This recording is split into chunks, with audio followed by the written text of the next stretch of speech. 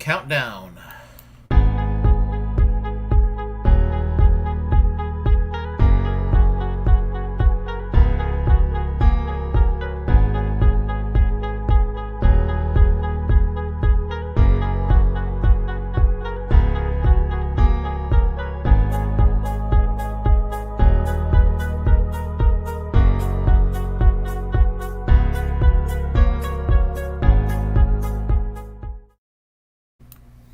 Hello, I am Willie Bragg, the host of the Willie Bragg Show, and I am here to discuss politics as I normally do, try to do virtually every day. And I didn't yesterday because I was simply too tired.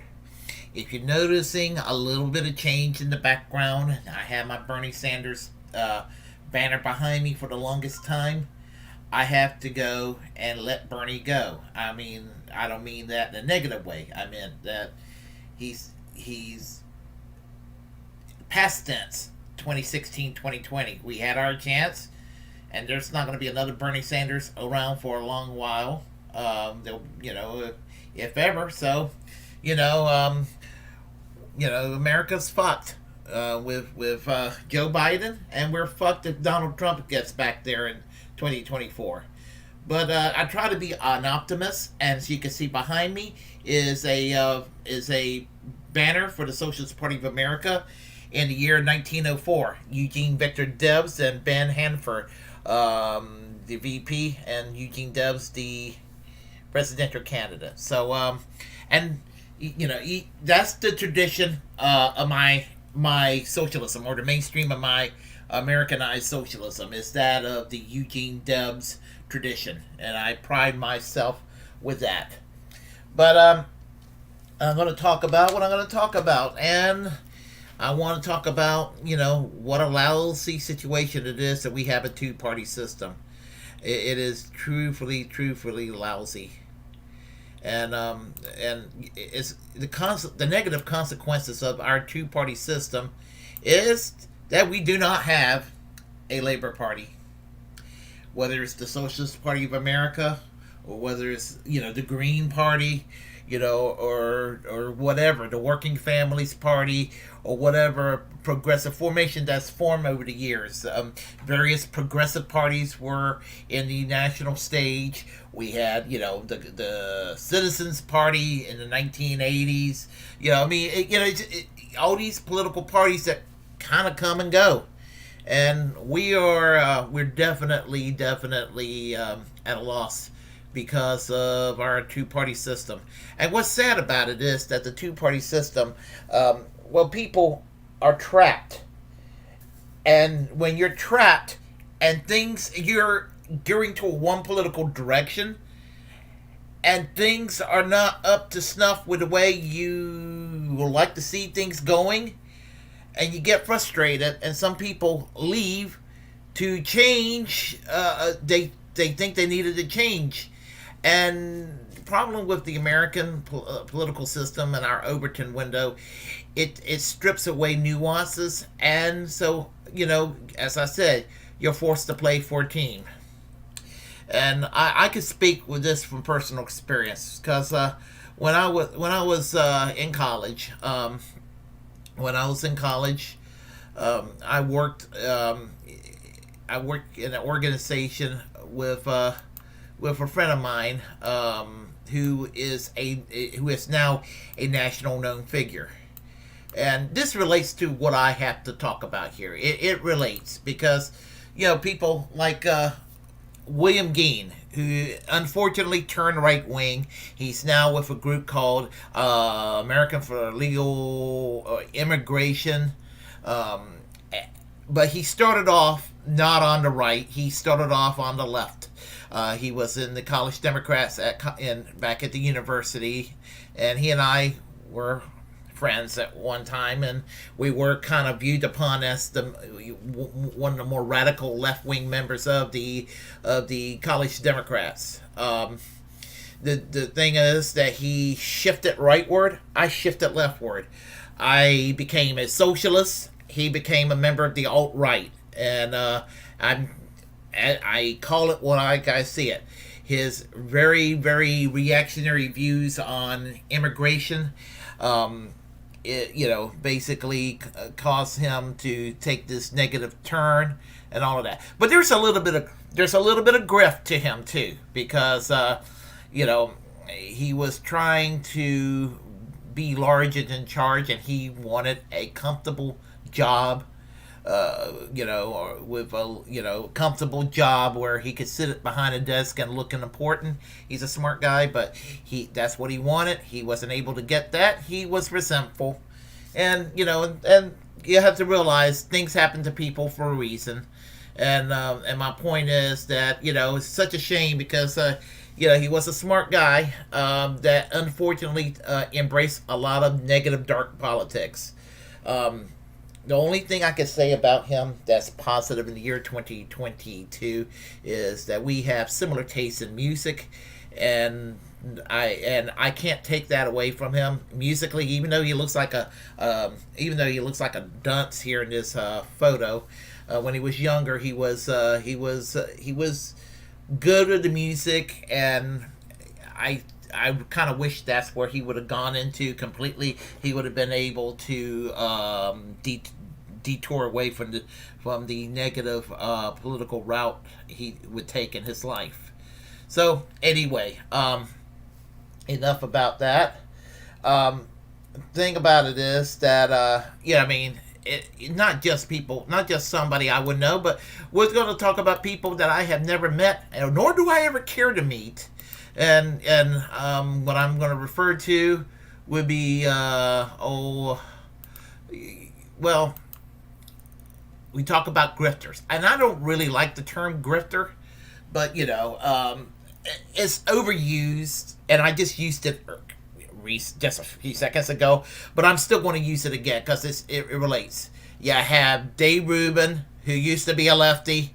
He ended up also giving up everything he believed. He didn't exactly go in the horrible direction of William Geen. I mean, he didn't become an alt-right person, but he decided to he kind of evolved into a libertarian direction, and now he's a movement conservative, he tries to be hip in that Turning Point USA kind of garbage sort of way, like people like Candace Owens and Ben Shapiro and all of that. And all those motherfuckers, Steven Crowder, Charlie Kirk, all these people. These people they try to package themselves in a very millennial hip sort of way. But what it is they give you this garbage, and it is garbage. It is 1993 era Rush Limbaugh puke. But they try to go and paint it in, like they're edgy or what have you. There's nothing fucking edgy about regurgitating and vomiting out Rush Limbaugh talking points. So I'm very resentful to people like Dave Rubin. Tim Pool, I generally don't like, as just broadly speaking. But at least with Tim Pool, there is a little bit of a reminder of what he was. He didn't exactly just give it up the way that Dave Rubin did. The only thing that's a reminder of Dave Rubin's past, although there's nothing left-wing or right-wing about being a cocksucker, he's still gay, and he thinks that people are going to accept him in the conservative movement for being gay. And thing about it is, maybe some libertarians are going to be okay with it. But, the thing about it is that there are people out there that still don't like the LGBTQ community within the conservative movement. But guess what?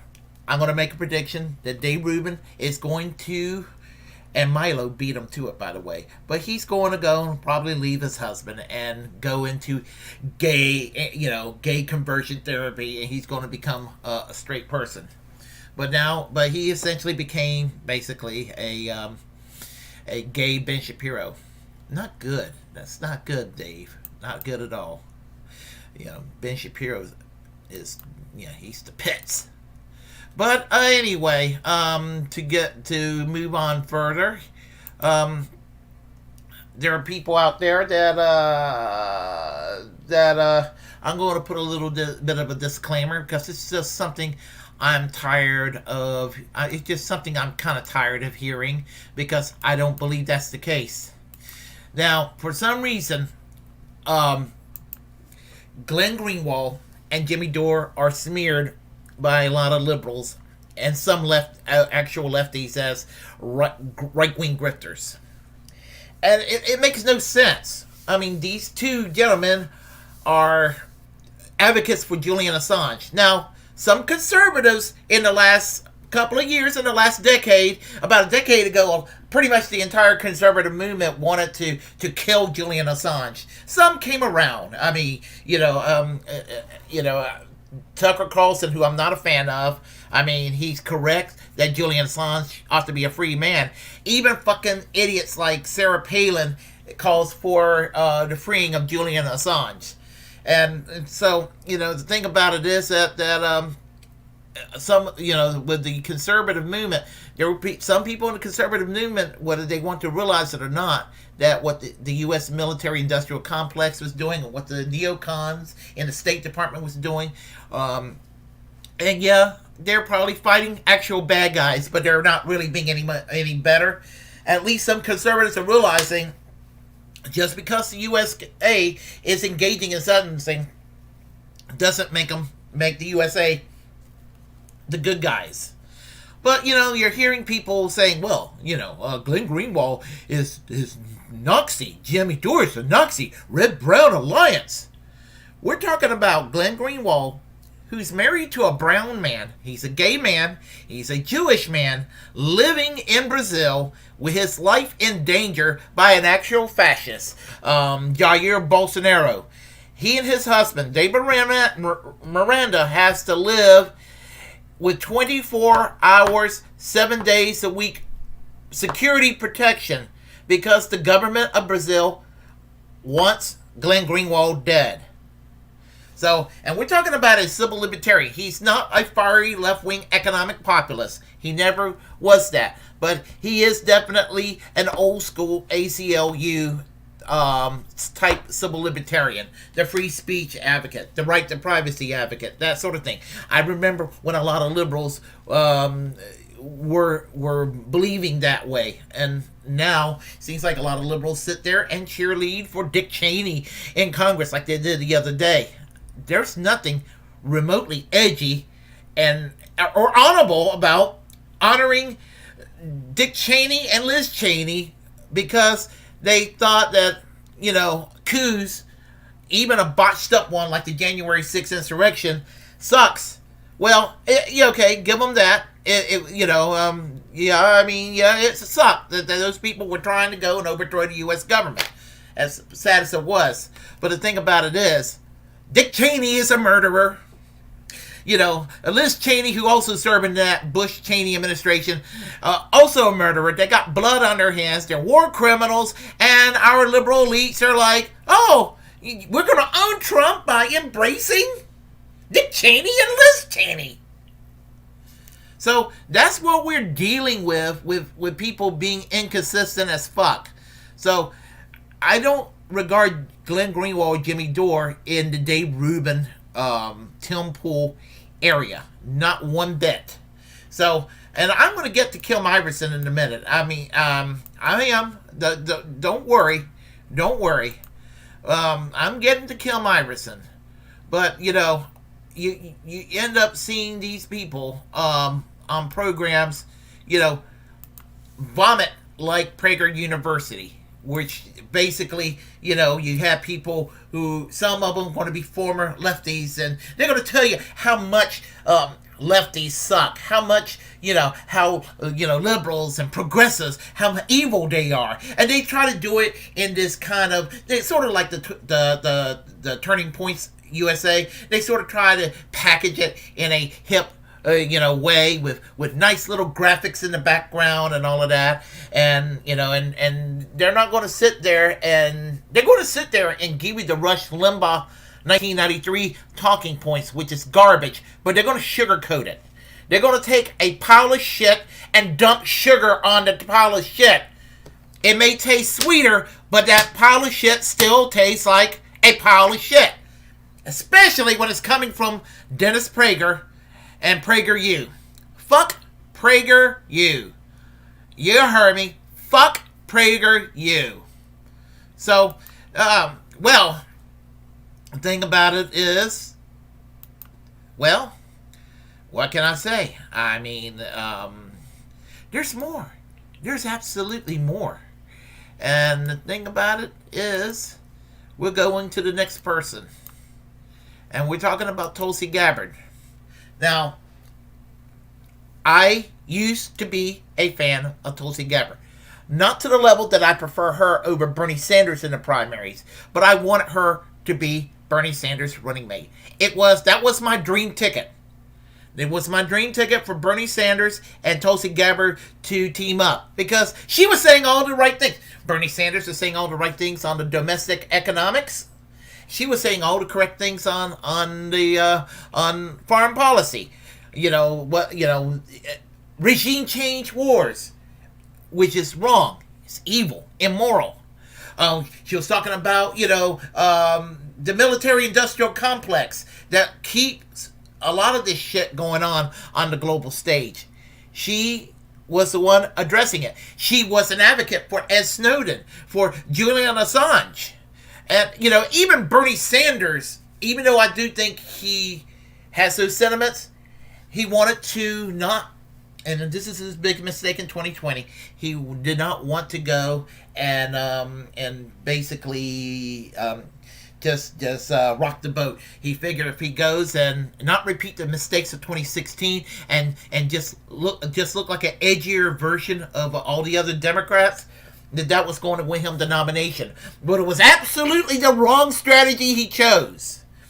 And so it was very depressing, him suspending his campaign, and then Tulsi Gabbard not endorsing Bernie Sanders. She shouldn't have run. She should have been a campaign surrogate for Bernie Sanders to begin with.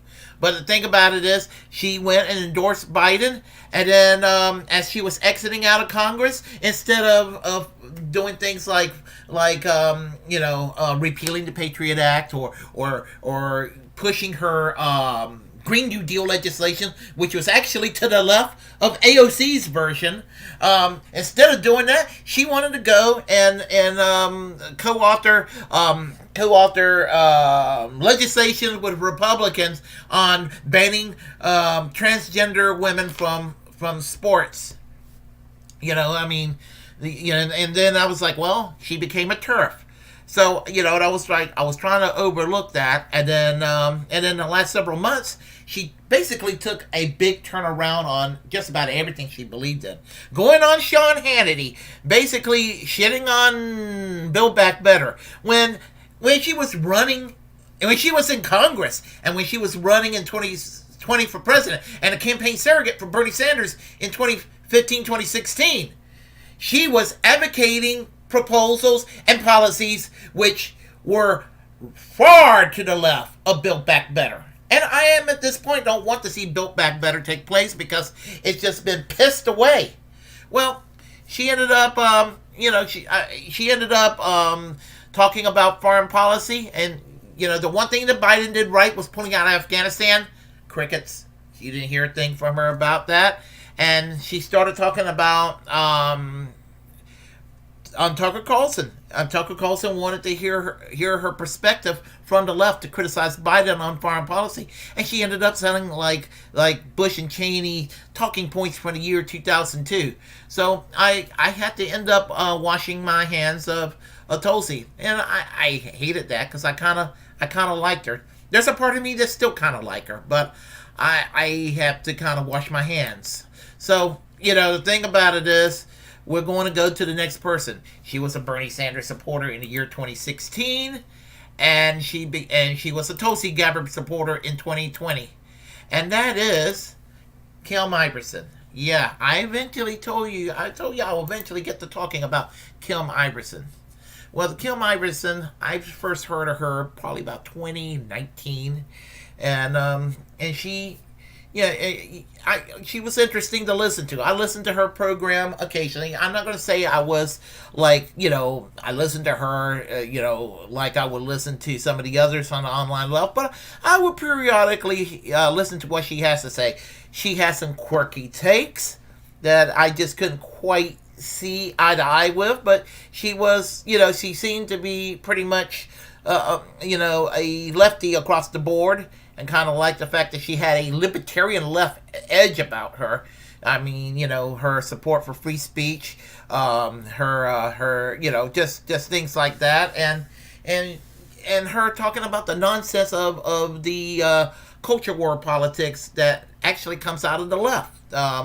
And not in that time, it wasn't out of that Dave Rubin sort of sickening way. I mean, she seemed to be saying it and it came from a good place in her heart. But sometimes she'll say some weird shit too that I'm just like,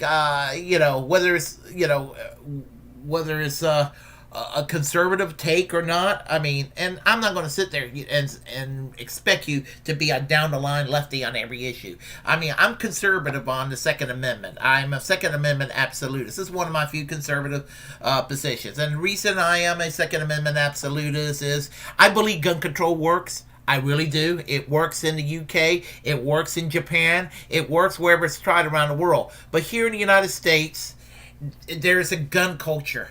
A gun culture that it makes it would just make it impossible to implement real gun control, because if we have a real gun control program here in the United States, what's going to happen is that they're going to go and violate other constitutional rights. Your right to privacy, it will be violated, and property rights to some degree. I mean, not that, and it's a weird thing for me being a socialist to talk about property rights, but I do believe that there should be some limiting principles, even for socialists, to not touch people's shit that belongs to them. Now, I'm not talking about health insurance companies. On health insurance and big pharma, I'm essentially a tanky. I don't have a problem with using the Defense Production Act to actually take away the profit and take away the property of the insurance companies and the pharmaceuticals, the medical industrial complex. I have no problem using the Defense Production Act to just simply seize the assets by the government to go and create a national healthcare system for people.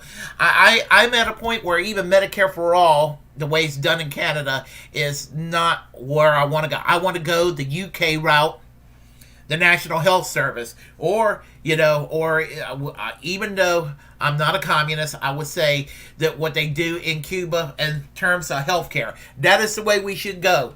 The Cuban model, or the model in Great Britain known as the National Health Service. I would accept Medicare for All, but it's not anything I'm passionate about anymore.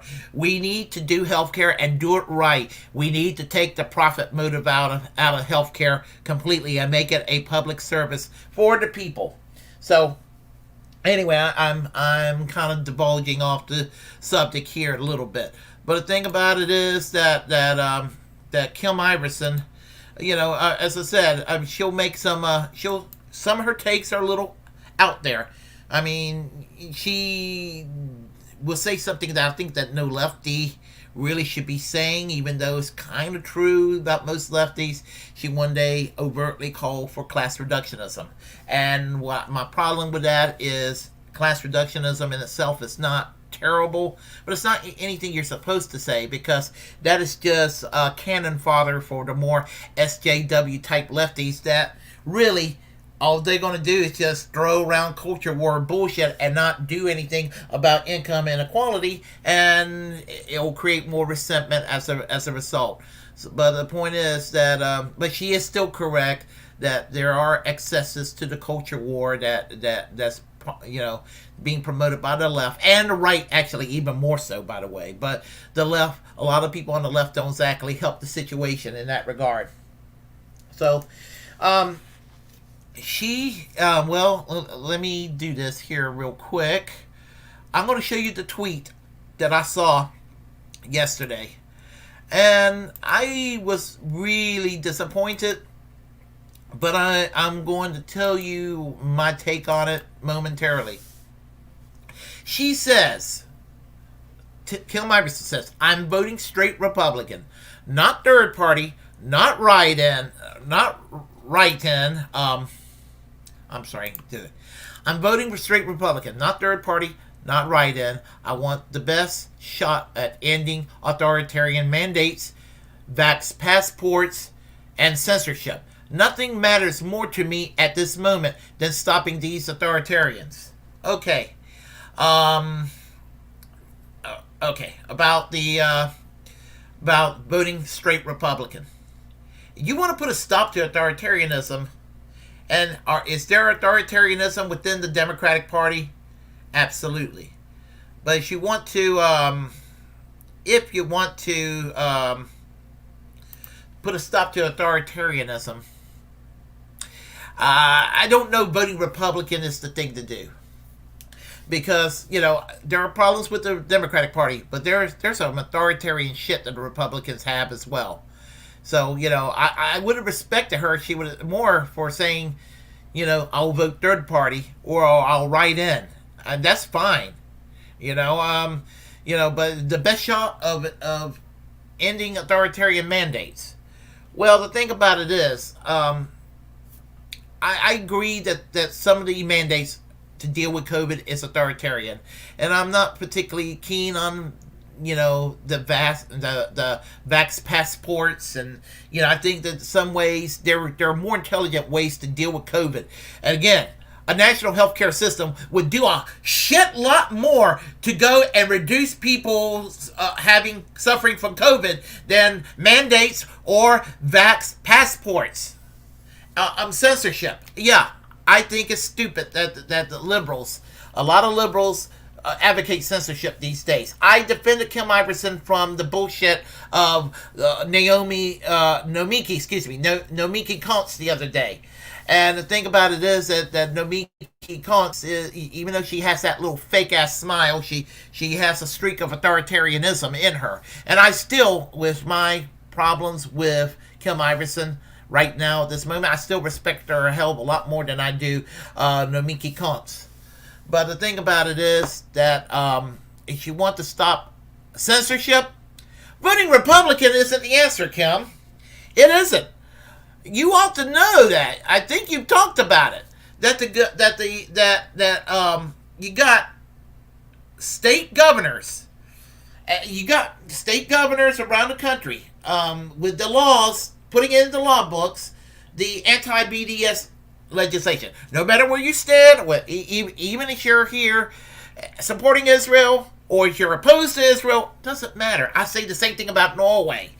There's no need to have a law banning people from engaging in boycotts against other countries where they perceive a human right abuse taking place. It's the First Amendment supposed to guarantee that. We're the United States. We're not Israel. We're not Norway. We're not China. We're the United States. And the thing about it is that to have this law in the law books, and I'm glad Abby Martin won that case in Georgia, where the state of the university, to speak at any university, you previously had to sign a loyalty oath to Israel. I mean, I'm not even loyal to the United States as far as patriotism is concerned. I'm not loyal to any country. But this is the country I live in, and I want what is best for America. And the First Amendment was one of the things that's best about America. The only problem I have with the First Amendment is it doesn't go far enough. The First Amendment needs to be expanded further. I believe in radical free speech. Radical free speech is what I believe in. But as I said, this whole notion of having to settle for one or the other because you're in a political party or you're on a political side, and there's a lot of people that are disappointing you on your side. Switching over to the other side isn't the answer. Kyle Kalinske made that clear when criticizing Jacqueline Glenn several years ago when she did a video saying, and it was an understandable video about how some people who are liberal lefties are very very self-righteous and preachy, and if you're with a liberal lefty on 80% of the issues, they can't resolve that 20% disagreement, and then you're going to run across people on the right. They're going to be like, hey, that sucks, we believe in free free thinking and all of that. But watch out when people like Ben Shapiro or Steven Crowder or people like that, or even Dave Rubin would say that, because they're going to try to lure you into the right and saying, "Oh, you're gonna we're not snowflakes. We can handle actual debate and do the battles of ideas and what have you." But let me tell you, once they lure you into the right, they'll be like, "You support national health care? Get rid of that idea. We do not support national health care. We worship only the market. Oh, God, the market. Oh, God, the market. You know, that's what's going to save us. The market is our God, not this God-like statism in the economy. Only the free market's going to save us now." The free market, the way it's been ass backwards handled in the last 40 years, is why we're in the shithole we're in America. So they're going to tell you that. Then they're going to be like, "Oh, you say you're pro-choice? You're going to have to give up your position on abortion. We're pro-life. And if you dare be pro-choice, you're nothing but a baby killer." You know, and all of that. And then all of a sudden, they'll be like, "Oh, you think that LGBTQ people deserve equal treatment under the law? We believe that marriage was an institution made between a man and a woman." You know, they're going to be like, "You can't have that pro LGBTQ rights anymore. That's a no. Oh, you don't think that we ought to go and invade Iran? You got to go and support invading Iran, because, you know, John Hagee and Pat Robertson will be pissed with you if you don't." You know, this is the kind of mess that they will expect you to go be in their direction. You know, I mean, you know, "Oh, you don't have a problem with porn? You can't do that. Oh, you're drinking, huh? You like to go socially drink? You can't do that. Oh, you know, oh my goodness." Yeah, you know, that's what they're going to do. They're going to sit there and expect you to go by a party line, just the same way as SJWs on the pseudo left tried doing so. And the thing about it is, I'm making an appeal to Kim. I don't hate her. There's a part of me that still likes Kim Iversen. I mean, you know, she's quirky and weird.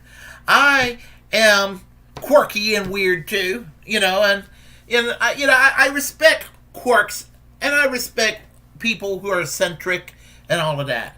You know, it's what makes people interesting. You know, if you're not into the cookie cutter culture, you know, that's to be commended. But you got people out there that wants to sit there and on both sides do what they do. And anyway, my appeal to Kim Iversen, if she happens to stumble across this, she doesn't remember me, but I've had a few conversations with her a couple of years ago, about 2 years ago, on Facebook, and she's actually gave me a compliment on YouTube before. So, you know, I mean, the thing about it is that they're going to, if she goes over to the right, they're going to go and coddle her and promote the hell out of her, and Dennis Prager will give her a lot of money to be on PragerU, and then she's going to sit there and she's going to be forced to say things she doesn't believe in. And and that's what it comes down to. I've seen a lot. This happen to a lot of lefties over this, doing this over the years. And I just wanted to say my piece and everything. And again, I'm very disappointed with Kim Iversen's tweet. She's got a right to tweet what she wants, and and it's not that every Republican's terrible. I mean, my favorite U.S. Supreme Court justice in American history was Earl Warren. a Republican. Robert La Follette, who was the creator of the Progressive magazine in 1909, which is still exists. It's the best news magazine in this country today. He was a Republican. He was the progressive presidential candidate in the year 1924, and he went back to the Republican Party after he lost the election. So I mean, there are, I think was it Florio LaGuardia, the New York Republican, also socialist. Martin Luther King was a socialist. He was also a Republican very early on before he turned into a Democrat, which made sense at the time when he did so. But anyway, that's pretty much what I got to say. I'm very long-winded, and I'm planning to work on that. So we have a fairly busy live stream, so I am going to try to talk to everybody here very quickly. And so we got Delling Connolly. We need to change a wheel on the chariot. Isn't that the truth? We have Propaganda Live, early morning. Yeah, well, it's a little past 9 right now. When I get off this live stream, I got to go and get my medication. Let's see. Propaganda Live. Zach Rulo exposed Bernie Sanders when asking if he would free Assange. Yeah, that's not one of Bernie Sanders' better positions, trying to sweep it under the rug.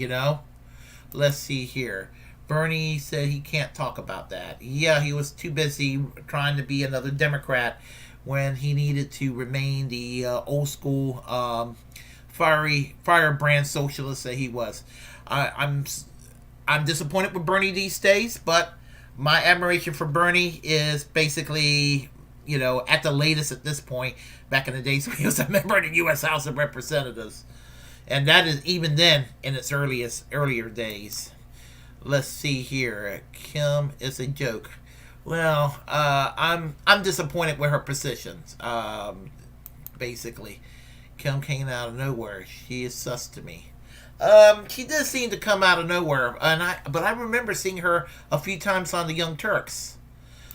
Let's see here. Her channel blew up in the first week. That's what I understand. Let's see here. Hold tight.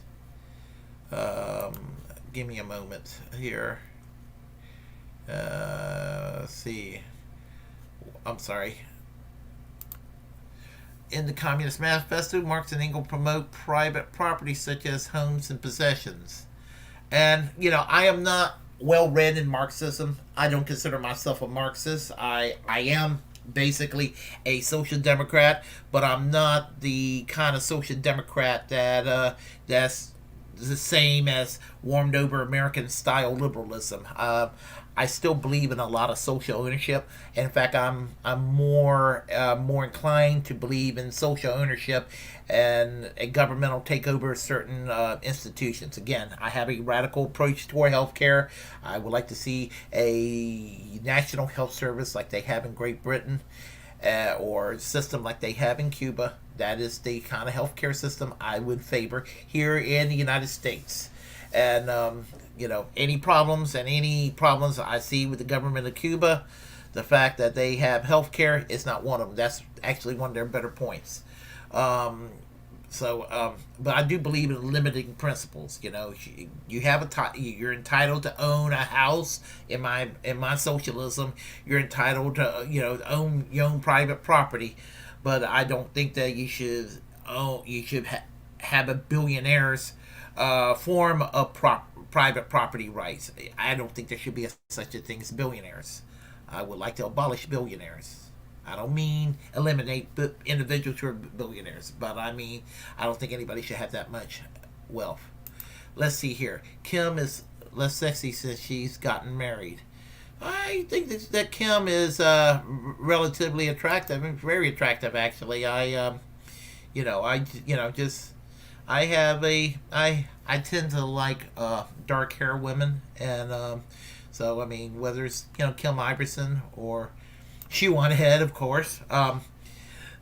Even though her politics is not my politics, it's as far removed as from my politics. I do think that Lauren Shin is attractive, but her politics takes away from her looks. Let's see. Kim will give up Israel if the price is right. She is. She is an anti-Zionist. I do know that. She's made some.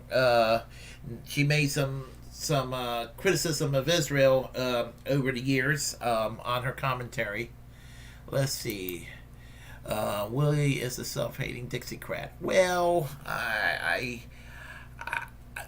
even when I was a Democrat, I never liked the concept of many Southern Democrats as an institution.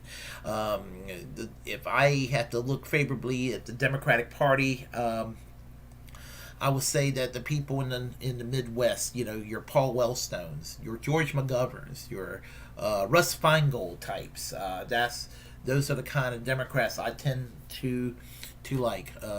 Tom Harkin on a good day. Let's see here. Porn and alcohol and Kim Iversen. Well, that sounds good to me. Let's see here. Perfect. Yeah, let's see. She's definitely gonna watch this. Well, as I said, I don't have any animosity toward her. I just understand her frustration, but the both parties are authoritarian in many ways, and I would argue that the best thing to do, and I'm actually thinking about not voting in November. Now, here, with regard to not voting, my position on not voting is this: remain registered to vote, remain an independent as much as possible, or if there's a third party to your liking, go with that party. The Greens are not on the ballot currently. Hopefully they will be back on the ballot, and if they are, I will re-register as a Green. To go and vote, if there's no Green Party person to vote for, just go and vote whatever ballot initiatives, or I'll write in my own damn name, or I'll write in Eugene Debs. Why not? So, that's what I would do. But the thing about it is, Emma Goldman said that if voting could change anything, they would make it illegal. And I'm beginning to think that is the case, sadly enough. That is definitely the case. So anyhow, if you all like what you heard, press like and comment.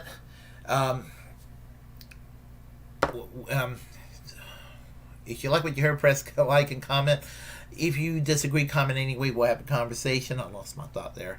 Feel free to share the content on this channel. As a First Amendment absolutist, it's my duty to inform you to create your own platform and utilize it, because we're all, in fact, the muckrakers of our time.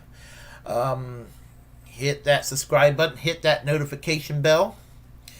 And be sure to come back and listen to another one of my rants or commentaries. And I got one more chat here, and I'll conclude. You think Dora will be the next person to become a Republican?